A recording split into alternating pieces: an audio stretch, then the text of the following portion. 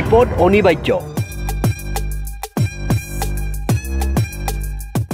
আগন্তুক 15 বছৰৰ ভিতৰত ৰাজ্যত বতৰে ল'ব অতি ভয়ংকৰ ৰূপ। চমু হৈ পৰিব শীতকাল, কমিব বৰষুণ। আজিম প্ৰেমজী বিশ্ববিদ্যালয়ৰ ভয়াৱহ প্ৰতিবেদন। সন্মুখত বেছি দিন নাই, 2040 বৰ্ষৰ ভিতৰতে জলবায়ু পৰিৱৰ্তনে ল'ব ভয়ংকৰ ৰূপ। চমু হ'ব শীতকাল, খৰাঙে দহিব পথাৰ। ক্ষণে ক্ষণে অতিবৃষ্টিয়েও আনিব বিপদ। এই পূৰ্বানুমান আমাৰ নহয়, এনে ভৱিষ্যতৰ শংকা প্ৰকাশ কৰিছে আজিম প্ৰেমজী বিশ্ববিদ্যালয়ে। বেংগালুৰুৰ এই উচ্চ শিক্ষা প্ৰতিষ্ঠানখনে প্ৰকাশ কৰা এই প্ৰতিবেদনৰ অধ্যায় ক্ষেত্ৰ হ'ল ভাৰতৰ হিমালয়ৰ পাদদেশীয় অঞ্চল। বিশ্বজুৰি জলবায়ু পৰিৱৰ্তনে পেলোৱা নেতিবাচক প্ৰসংগ উত্থাপন কৰি ভাৰতৰ বিশেষকৈ হিমালয়ৰ পাদদেশত অনাগত দিনত কিদৰে সৰ্বস্তৰতে কুপ্ৰভাৱ পৰিব এই আশংকাৰ বিস্তৃত প্ৰতিবেদন প্ৰকাশ কৰিছে দেশৰ বিখ্যাত বিশ্ববিদ্যালয়খনে। অসমসহ উত্তৰ পূবৰ ৰাজ্যসমূহ কোন অঞ্চলত বতৰৰ কেনেধৰণৰ ৰূপ হ'ব ইয়াৰ পূৰ্বানুমান কৰি প্ৰকাশ কৰিছে Indian Himalayan region climate projection 2021 পৰা 2040 শীৰ্ষক গৱেষণামূলক প্ৰতিবেদনে।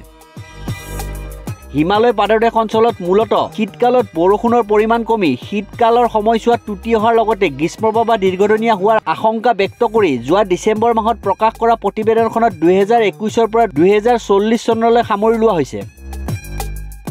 আনহাতে আজিম প্ৰেমজী বিশ্ববিদ্যালয়ৰ এই জলবায়ুৰ পূৰ্বানুমান অনুসৰি ক'ব পাৰি যে অনাগত দিনত হিমালয় পাদদেশীয় অঞ্চলত বৰষুণৰ ৰেৰূপ সকলোতে একে নাথাকিব। উত্তৰ পূবৰ আন ৰাজ্যবোৰৰ দৰে অসমৰ প্ৰেক্ষাপটতো ক'ৰবাত যদি বৰষুণৰ পৰিমাণ বাঢ়ে, আন ক'ৰবাত একেবাৰে কম হোৱাৰ সম্ভাৱনা ব্যক্ত কৰিছে গৱেষকসকলে। প্ৰতিবেদনখনৰ মতে অনাগত দিনত অসমৰ আন জিলাৰ তুলনাত বিশ্বনাথ, ধেমাজি, লখিমপুৰত বৰষুণৰ গড় পৰিমাণ কমিব। তেনেদৰে পূৰ্বতকৈ বৰষুণৰ পৰিমাণ কমিব অৰুণাচল পাদদেশৰ উজনি সোৱণশিৰি, নামনি, চিয়াং, টাৱাং, দক্ষিণ কামেং আদি জিলাত। ইয়াৰ বিপৰীতে দক্ষিণ পশ্চিম মৌচুমী বতাহৰ সময়ছোৱাত মেঘালয়, মিজোৰাম, ত্ৰিপুৰা, নাগালেণ্ডৰ এই কেইবাখনো জিলাত বৰষুণৰ গড় পৰিমাণ বাঢ়িব। তাৎপৰ্যপূৰ্ণ কথা যে অনাগত সময়ত অসমসহ মেঘালয়, পশ্চিমবংগ, অৰুণাচল পাদদেশৰ কিছু কিছু অঞ্চলত এটা দিনৰ ভিতৰত গড় বৰষুণৰ পৰিমাণ অতি বিপদজনক ৰূপত বাঢ়িব। অৰ্থাৎ এটা দিনতে অতিবৃষ্টিৰ কবলত পৰিব পাৰে অসমৰ তিনিচুকীয়া, চিৰাং, বঙাইগাঁও, গোৱালপাৰা জিলা। একেদৰে অৰুণাচলৰ চিয়াং, নামনি, সোৱণশিৰি, লোহিত, নামচামতো হ'ব এদিনীয়া অতি বৃষ্টিপাত।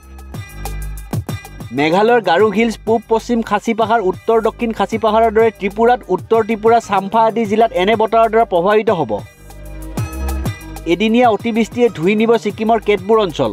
নাগালেণ্ড, মিজোৰামৰ একাংশ জিলা হ'ব প্ৰভাৱিত। উদ্বেগজনক কথা যে এই এদিনীয়া অতিবৃষ্টিয়ে বাৰিষা কালত তিনিচুকীয়াত 104 মিলিমিটাৰ, চিৰাঙত 114 মিলিমিটাৰ, বঙাইগাঁৱত 127 মিলিমিটাৰ পৰ্যন্ত বৰষুণ নমাই আনিব। পূৰ্বানুমান কৰা মতে যদিহে বাৰিষা কালত এদিনতে এনে বৰষুণ হ'বলৈ পায় তেন্তে অঞ্চলবোৰৰে ভয়াৱহ বিপৰ্যয় নামি অহাটো খাটাং। বিশ্ববিদ্যালয়খনৰ প্ৰতিবেদনত আন এক ভয়াৱহ তথ্য প্ৰকাশ কৰি কৈছে যে হিমালয়ৰ পাদদেশীয় একাংশ অঞ্চলত তীব্ৰ আৰু নিৰন্তৰ বৰষুণৰ ফলত বাৰিষা কালত ভয়ংকৰ ৰূপ ল'ব। বানৰ ফলত জীৱ-জন্তুৰ মৃত্যু, সম্পদহানি, কৃষি নষ্টৰ লগতে ব্যাপক হাৰত হ'ব খহনীয়া। এই ক্ষেত্ৰত অসমৰ কোকৰাঝাৰ, ধুবুৰী আদি অঞ্চলত হোৱা ধাৰাবাহিক বৰষুণে জনজীৱনলৈ সংকট কঢ়িয়াই আনিব। অনাগত দিনত কোকৰাঝাৰত 377 মিলিমিটাৰ আৰু ধুবুৰীত 360 মিলিমিটাৰলৈকে বৰষুণ হোৱাৰ আশংকা কৰিছে গৱেষকে।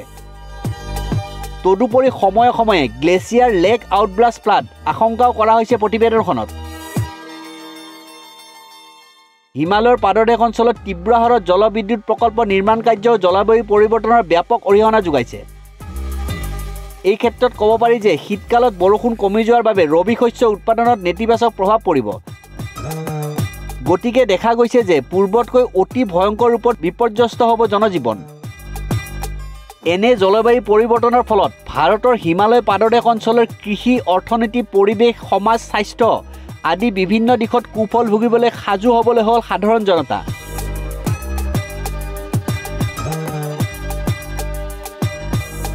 News desk report, news 13।